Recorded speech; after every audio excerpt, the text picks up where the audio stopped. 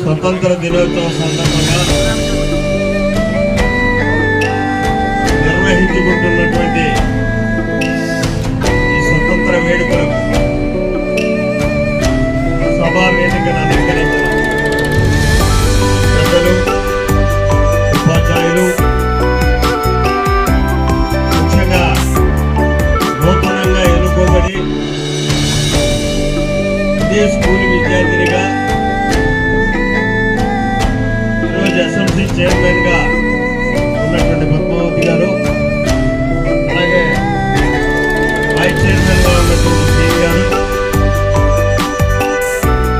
పత్రికా సోదరులు, మీడియా సోదరులు, అధికారులకి అందరికీ కూడా నా హృదయపూర్వకమైనటువంటి ధన్యవాదాలు తెలియజేసుకుంటున్నాను. ముఖ్యంగా భావి భారత పౌరులైనటువంటి చిరంజీవులందరికీ కూడా మనస్ఫూర్తిగా నా ఆశీస్సులు అందిస్తున్నాను.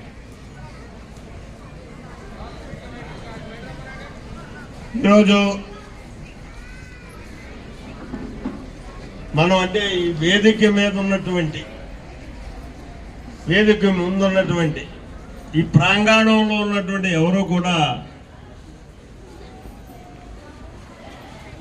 భారతదేశానికి స్వేచ్ఛా వాయువులు వచ్చిన తర్వాతే జన్మించిన వాళ్ళు. మన ఎవరికి ఈ స్వతంత్రం యొక్క విలువ కానీ, స్వేచ్ఛా వాయువులు అంటే ఏంటో కానీ తెలియనటువంటి పరిస్థితి.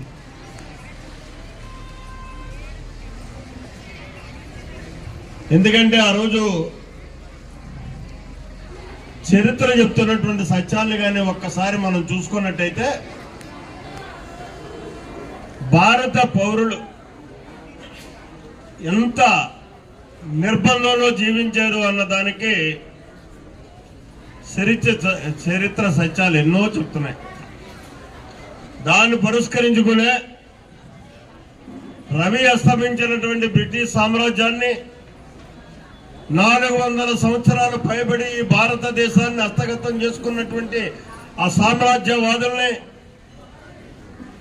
ఎందరో ప్రాణార్పణతో, రక్తార్పణతో పోరాటాలు చేసి,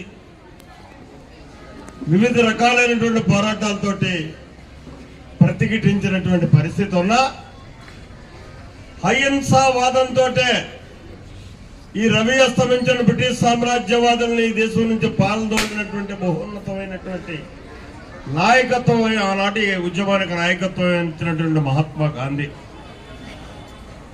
ఒకే ఒక చిన్న సూత్రీకరణతో, సత్యాగ్రహం అనేటటువంటి నినాదంతో భారత పౌరులందరినీ కూడా ఏకోన్ముఖుల్ని చేసి, ఇవాళ ఇక్కడ ఉన్నారు వీళ్ళందరూ కూడా స్వతంత్ర పోరాట యోధులే.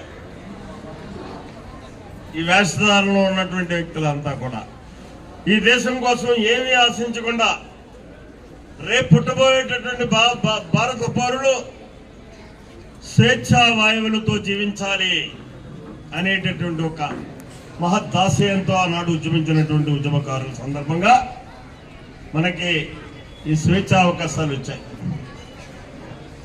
ఇది వింత పోకడలు తొక్కుతున్నప్పటికీ కూడా దాన్ని నియంత్రించాల్సింది, సరి అయినటువంటి దారిలో పెట్టాల్సింది మీరు అని నేను అంటాను. మీరు ఉన్నతమైనటువంటి విద్యను అభ్యసించి తద్వారా ఈ భారతదేశాన్ని ప్రపంచంలో అగ్రగామిగా నిలపాల్సినటువంటి బాధ్యత మీ మీద ఉంది. దాన్నే ఈనాడు మన గౌరవ ముఖ్యమంత్రి చంద్రబాబు నాయుడు గారు కానీ, మన ప్రధానమంత్రి గారు మోడీ గారు కానీ ఒక చక్కని పిలిపించారు. చంద్రబాబు నాయుడు గారి యొక్క సూచన మేరకు 2047 విజన్ డాక్యుమెంట్ ని భారతదేశ వ్యాప్తంగానే వేళ ఎర్రకోట మీద నుంచి మన ప్రధానమంత్రి గారిని నినదించినటువంటి పరిస్థితి ఉంది.